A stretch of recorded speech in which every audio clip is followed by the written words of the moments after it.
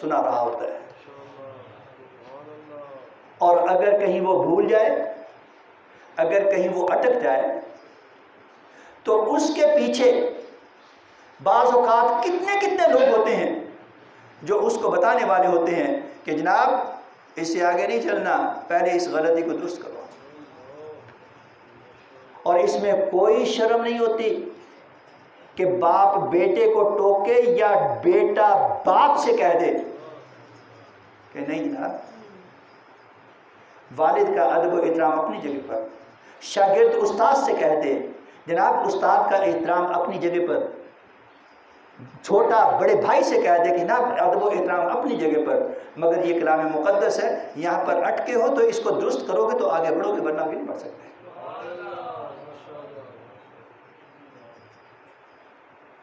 اور رب کائنات نے انسانوں پر انسانوں کا محتاج نہیں بنایا، فرمایا کہ انا نحن نزلنا الذکر وانا لہ لحافظون، اس کلام مقدس کے نازل کرنے والے ہم ہیں، اور اس کی حفاظت بھی ہمارے ذمہ کرم پر ہے۔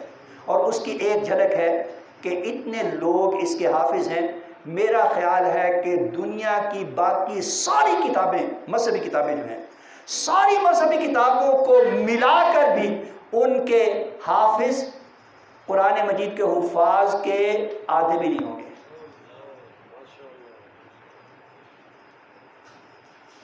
اگر ان کی تعداد درجنوں میں ہوگی تو قرآن پاک کے حفاظ کی تعداد ان کے مقابلے میں سینکڑوں اور ہزاروں میں ہے۔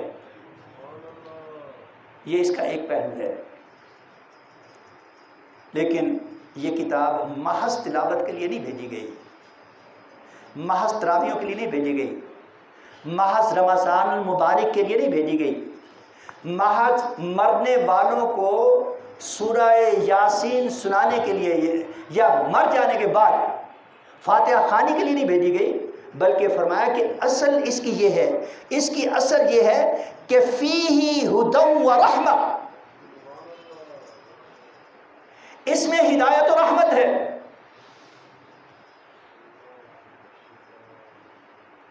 اور کس کے لیے ہے؟ لقوم یؤمنون، جو اس پر ایمان رکھتے ہیں، جو نہیں رکھتے وہ نہ رکھے، وہ جائے جہنم میں، اس میں سے فرض نہیں ہے۔ مگر جو مانتے ہیں ان کو اسے ماننا چاہیے۔ یاد رکھیں، مانے یا نہ مانے، میں نے پہلے بھی کئی مرتبہ یہ سنا ہے، میرے ایک پروفیسر صاحب فرمایا کرتے تھے کہ مانے نہ مانے جانے من اختیار ہے۔ ہم نیک و بد آپ کو سمجھائے جاتے ہیں، ماننا نہ ماننا وہ اپنی مرضی کی بات ہے، مگر حقیقت یہ ہے یہ قرآن میری اور آپ سب کی ہدایت کے لیے ہے، اور کوئی چیز ایسی نہیں ہے، لا رطب ولا یابس الا فی کتاب مبین، کوئی خشک و تر چیز ایسی نہیں ہے جو انسانی ضرورت کی ہو اور قرآن پاک نے اس کا بیان نہ کیا ہو۔ اور اس وقت ہم تباہ کیوں ہیں؟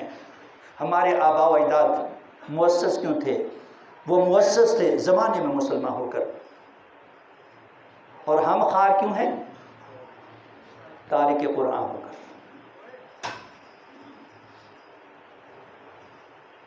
تارک قرآن ہو کر۔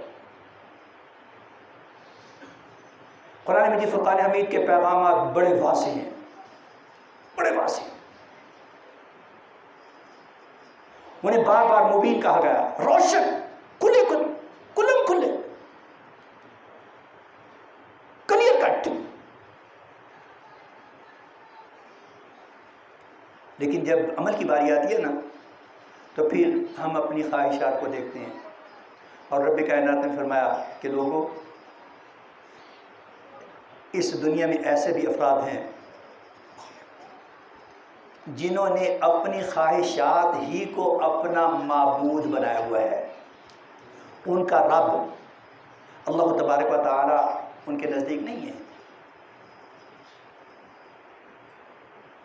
ان کا رب رب محمد صلی اللہ علیہ وسلم نہیں ہے، بلکہ سوال کیا، افرأیت الذی من اتخذ الہہ ہوا، کیا تم ایسے شخص کو نہیں دیکھتے ہو کہ جس نے اپنی خواہشات کو ہی اپنا رب بنا رکھا ہے؟ اسے پتہ ہوتا ہے۔ ہم میں سے کتنے لوگ ہیں جنہیں موٹی موٹی باتوں کا پتہ نہیں ہے، اور جب ہمارے عمل کی باری آتی ہے تو ہم کیا کرتے ہیں؟ ہم میں سے کتنے لوگ ہوتے ہیں، کتنے لوگ ہوں گے جنہیں یہ نہ پتا ہو کہ رب کائنات نے جھوٹ بولنے والوں پر لعنت کی ہے، اور جہاں پر لعنت برس رہی ہو وہاں پر رحمت ہوتی ہے؟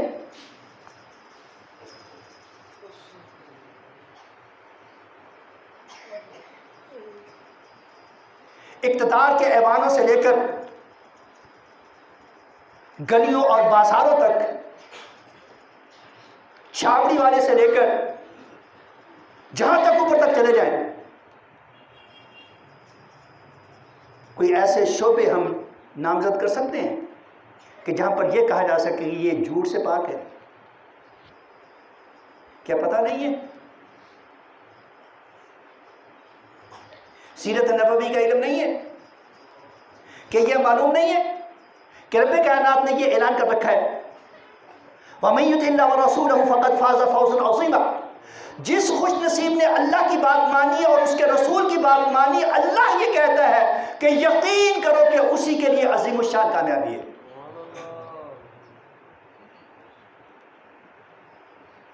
کیا ہماری تاریخ اس بات پر گواہ نہیں ہے کہ کس طرح رب کائنات نے میدان بدر ہو، احد ہو، حنین ہو، یا پھر بعد کے مارکے ہوں، کس طرح نہتے مسلمانوں پر اپنی رحمتوں کے فرشتے بھیجے؟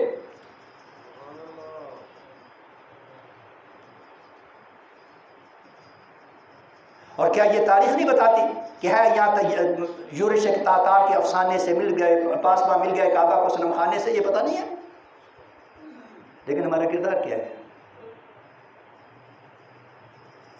نبی اکرم صلی اللہ علیہ وسلم نے وضاحت فرمائی، جن کو ان کے مخالفین بھی کہتے ہیں کہ آپ صادق و مصدوق ہیں، فرمایا کہ ان الحلال بیشن وان الحرام بیشن وبینہما امور مشتبہات، فرمایا کہ یقین کرو کہ حلال بڑا کلیئر ہے اور حرام بھی بڑا کلیئر ہے۔ ہاں، ان دونوں کے درمیان، حلال و حرام کے درمیان کچھ امور ایسے ہیں جن کی سرحدیں آپس میں ملتی ہیں، مشتبہ ہیں۔ آقا علیہ الصلوۃ والسلام نے فرمایا کہ من وقع فی الشبہات ووقع فی الحرام، او کما قال صلی اللہ علیہ وسلم، جو جان بوجھ کر شبہ والی چیزوں میں معاملات میں جاتا ہے نا، وہ آہستہ آہستہ پھر حرام میں داخل ہو جاتا ہے۔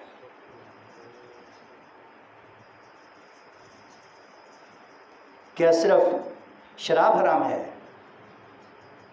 زنا اور جوا حرام ہے، ملاوٹ حرام نہیں ہے، چوری حرام نہیں ہے، وعدہ خلافی حرام نہیں ہے، لوگوں کو ڈوج دینا حرام نہیں ہے، ایک دوسرے کے حقوق غصب کرنا حرام نہیں ہے؟ یہ قرآن اللہ کا کلام ہے، وہ کلام مقدس ہے جو رحمت سے بھرا ہوا ہے۔ رحمت سے، مزے کی بات یہ ہے کہ اللہ رب الکریم نے کوئی بھی ایسا حکم نہیں دیا کہ جس کو ادا کرنے کی پہلے صلاحیت نہ دی ہو۔ لا یکلف اللہ نفسا الا وسعها، اللہ رب الکریم نے کوئی بھی ایسا حکم نہیں دیا جس کی پہلے وسعت اور استطاعت نہ دی ہو۔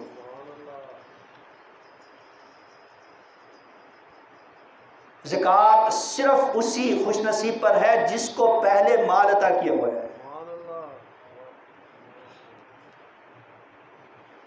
فرضیت حج صرف اسی مسلمان پر ہے جس کو اس کی استطاعت عطا کر رکھی ہے۔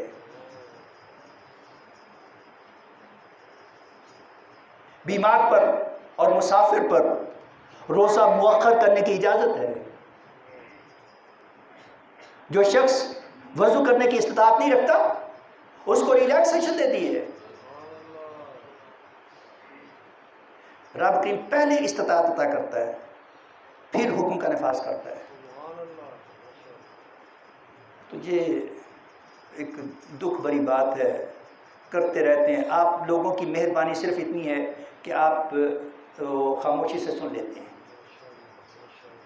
بڑی مہربانی ہے آپ لوگوں کی، اور سہ دراز سے آپ برداشت کر رہے ہیں۔ خاموشی سے سن لیتے ہیں، ورنہ ہمارے جو اعمال ہیں وہ سامنے ہیں الا ماشاء اللہ. اور یوں لگتا ہے کہ عمل کے اعتبار سے یہ ایک بڑا سا حمام ہے، اور اس حمام میں بس وہی حالت ہے جو کہی جاتی ہے. لیکن پھر بھی یہ اس کا کرم ہے کہ وہ ہمیں اپنے کلمے کی توفیق عطا کر دیتا ہے. لا الہ الا اللہ محمد رسول اللہ. پھر بھی وہ اپنے گھر میں آنے کی اجازت عطا کر دیتا ہے. پھر بھی وہ اس کلام مقدس کو چھونے کی، اس کو دیکھنے کی، اس کو پڑھنے کی اور اس کی ہدایت کو اوپن رکھ کر کہ ہم تو مائل بکرم ہیں، کوئی سائل ہی نہیں، آ جائے جس کا جی چاہے. اس نے اپنے دروازے بند نہیں کیے ہیں، یہ اس کا کرم ہے. رب کریم اپنے لطف و عطا سے ہمیں اپنی رضا اور اپنے محبوب کریم کی اتباع اور قرآن مجید فرقان حمید کے رہنما اصولوں کے مطابق زندگی بسر کرنا آسان فرما دے، اور جو غلطیاں کوتاہیاں ہوتی ہیں وہ معاف کرنے والا ہے، اپنے کرم سے ہمیں معاف کر دے. ہمارا کوئی حال نہیں ہے، وہی بخشنہار ہے، اور اسی سے التجا ہے کہ ہمارے چھوٹے بڑے کی سب چھوٹی بڑی خطائیں معاف کر کے ہمیں اپنی رضا سے آشکار فرمائے. وآخر دعوانا الحمدللہ.